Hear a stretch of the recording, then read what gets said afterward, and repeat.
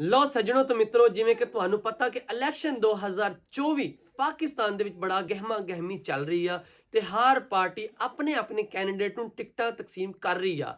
ਤੇ ਨੂਨ ਲੀਗ ਨੇ ਜਿਹੜੀ ਫੈਸਲਾਬਾਦ ਦੇ ਵਿੱਚ ਟਿਕਟਾਂ ਤਕਸੀਮ ਕੀਤੀਆਂ, ਬਹੁਤ ਜ਼ਿਆਦਤੀ ਕੀਤੀ ਆ।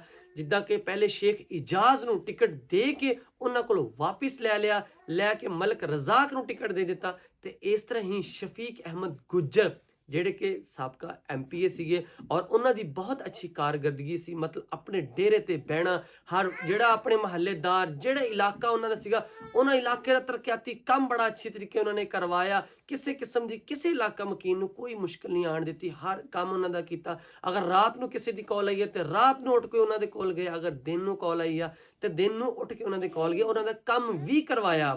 ਤੇ ਇਸ ਤਰ੍ਹਾਂ ਹੀ ਨੂਨ ਲੀਗ ਨੇ ਬੜੀ ਜ਼ਿਆਦਤੀ ਕੀਤੀ ਆ ਕਿ ਜਿਹੜੀ ਟਿਕਟ ਆ ਸ਼ਫੀਕ ਅਹਿਮਦ ਗੁੱਜਰ ਨੂੰ ਨਹੀਂ ਦਿੱਤੀ। ਔਰ ਸ਼ਫੀਕ ਅਹਿਮਦ ਗੁੱਜਰ ਦਾ ਹੁਣ ਦੇਖੋ ਕੀ ਫੈਸਲਾ ਅੱਗੇ ਆਂਦਾ ਵਾ ਕਿ ਕਿਹੜੇ ਇਲਾਕੇ ਦੇ ਵਿੱਚੋਂ ਟਿਕਟ ਲੈਂਦੇ ਆ ਜਾਂ ਕਿਹੜੇ ਇਲਾਕੇ ਦੇ ਵਿੱਚੋਂ ਆਜ਼ਾਦ ਉਮੀਦਵਾਰ ਦੀ ਜਗ੍ਹਾ ਤੇ ਇਲੈਕਸ਼ਨ ਲੜਦੇ ਵਾ ਜਾਂ ਨਹੀਂ ਲੜਦੇ, ਇਹ ਅੱਗੇ ਹੁਣ ਵੇਖਣਾ ਵਾ। ਲੇਕਿਨ ਨੂਨ ਲੀਗ ਨੇ ਇਹ ਬੜੀ ਜ਼ਿਆਦਤੀ ਕੀਤੀ ਆ ਕਿ ਸ਼ਫੀਕ ਅਹਿਮਦ ਗੁੱਜਰ ਨੂੰ ਟਿਕਟ ਨਹੀਂ ਦਿੱਤਾ।